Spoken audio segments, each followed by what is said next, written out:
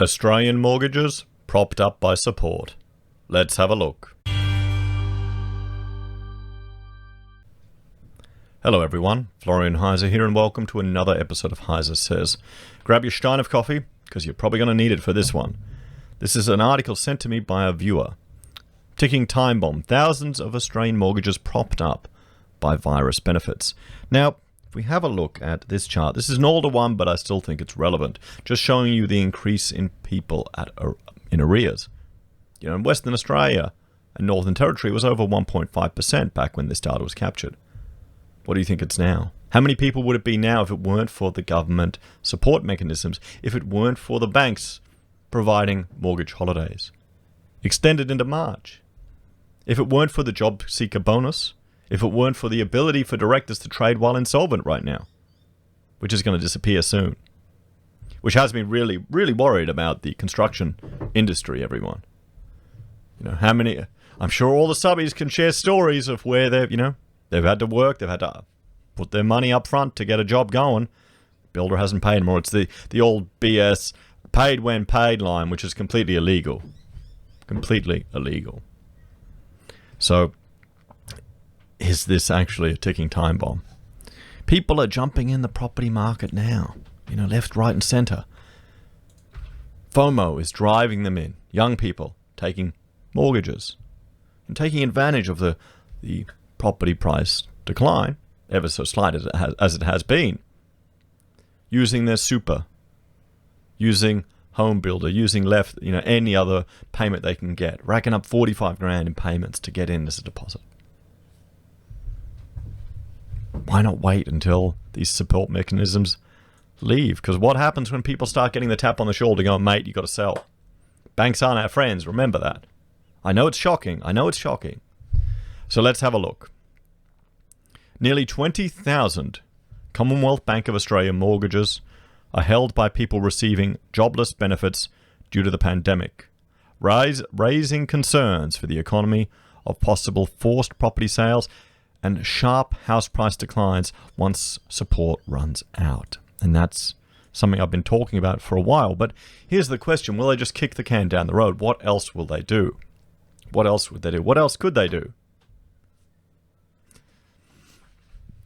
The data released by the country's biggest bank, along with its annual profit announcement on Wednesday, shows Australia's $7.2 trillion housing market is being propped up by temporary relief payments for people left jobless by shutdowns to stop the virus spreading.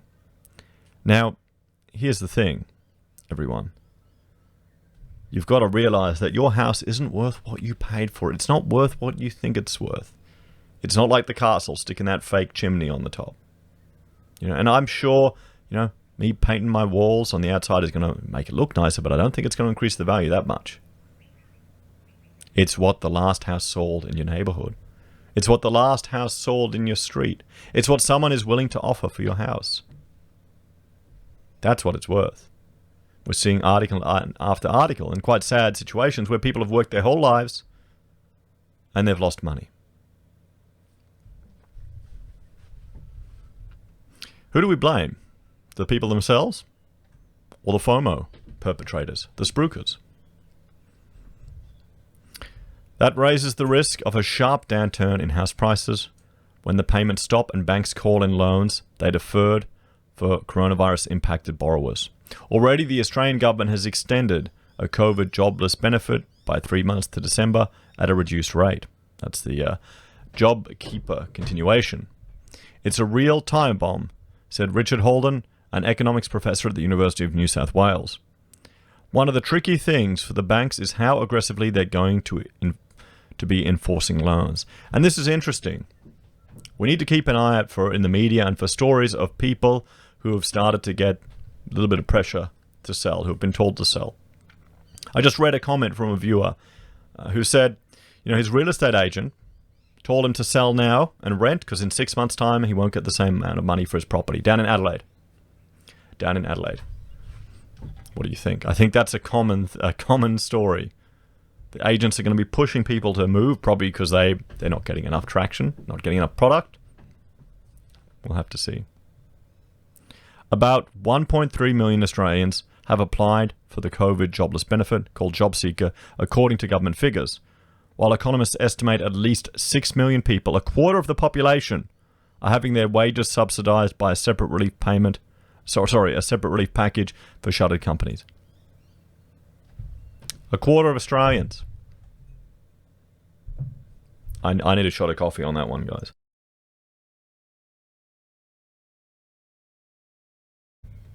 CBA, which has a quarter of Australian home loans, said it had deferrals currently on 135,000 mortgages, or 8% of its books. Of those deferred loans, 14% involve borrowers receiving job seeker benefits, and nearly half that number have no income earner to help service it. That's quite scary. That's quite scary. One person asked in another comment, this is what happens when I release an early video and start seeing the comments come in before I finish off my pack of videos for the day. You know, where are all the people that are predicting the big falls? What has happened to all of them? They're still there. They're still predicting falls, but it's not going to materialize until we start seeing the ramifications of these deferrals disappear, of the job seeker bonus disappear, of the job keeper disappear. There's a lot of artificial interventions into the market by the state right now and the banking sector. Don't kid yourself into thinking we're in a free market here, everyone. The invisible hand has shackles holding it back, has weights holding it down. So we get bubbles. We get these unnatural situations that can occur in a free market, but it's allowed to correct. Whereas it's not allowed to correct in some ways. Recession must be avoided at all costs. Protect people from the environment, from the world, from reality. If many of those were forced to sell, it would have a notable impact on the market, said David Bassanese, chief economist of BetaShares Exchange Traded Funds. If you've got desperate sellers or forced sales, it could have a depressing effect on prices. That is the big risk. Do banks keep deferring? Someone's got to pay for this. Oh, don't worry, they'll just make taxpayers pay. What do you reckon? So, risk of a steep housing downturn. CBA, which has said house prices could fall nearly a third by the end of 2022. And of course, as we looked at earlier today, that's been revised to only 10%, but we'll see. Said it was contacting all customers with deferred mortgages to discuss options like returning to full or part payment or converting their loans to interest only. Now, this is a point raised by the viewer who sent this to me. You know, how many people are going to be pushed to interest only? How many will they push to interest only to buy another 5 years? 5 years of interest only payments. Can you see that happening? March strings around and all of a sudden there's all these people on interest only loans. You know, APRA have changed the rules, you know, to help give people greater time, you know, the economy to recover. We're moving, you know, loosening the restrictions on interest only. You can go interest only for 10 years. You can just pay rent to your bank for your house. Wouldn't they love that, actually, having everyone just in interest only? They own everything and we're all interest only. Fantastic model, guys. Deferrals have provided, obviously, significant support and flexibility for customers, CBA Chief Executive Officer Matt Cummins said on an analyst call. The test is going to be how effectively we can make the orderly transition away from repayment deferrals, he added. Prime Minister Scott Morrison has said he expects to keep offering some form of pandemic-specific jobless payments after the current cutoff period. A housing downturn could further damage the economy, with the pandemic sending the nation spiraling into recession for the first time since 1991. For now, house prices have stayed relatively unaffected, with nationwide prices down a total of 1% through May and June, although still up nearly 8% from a year earlier, according to property consultant CoreLogic. And, well, we'll bring up this chart here from the CoreLogic Delta. You can see some prices are up, some are down, the change.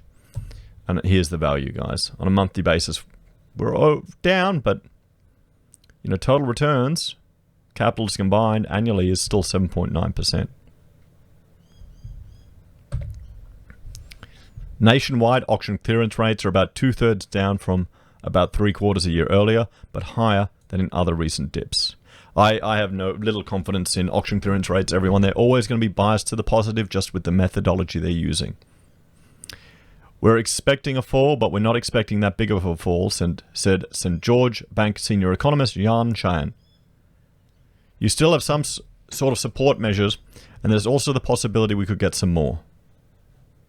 There we go. So what do you think, guys? Do you think we will have more support measures, or do you think more people will be pushed to interest only? Do you think that'll be the next step in this kicking the can down the road? They've kicked it with JobKeeper. They've kicked it with mortgage deferrals, and they gave it another kick with mortgage deferrals. Now, then they'll go interest only. You know, they'll put that can in a sling, swing it around over their heads, and throw it right down the street. It'll fly over the intersection. 5 intersections it'll fly over. What do you reckon? Let me know your thoughts and opinions in the comments below. Please like, share, and subscribe to the channel. If you're a fan and want to support the content I create here, there are a few ways you can. Simply interacting with the channel helps the algorithm, helps the channel grow. You can support us via using any of our affiliate links on Amazon, eBay, Independent Reserve, or Kucoin. You can join the channel on YouTube or Patreon. You can buy merch from HeiseSays, use Gold Pass from the Perth Mint, or support us via PayPal. Take care, everyone. Have a great day, and I'll see you all in the next episode.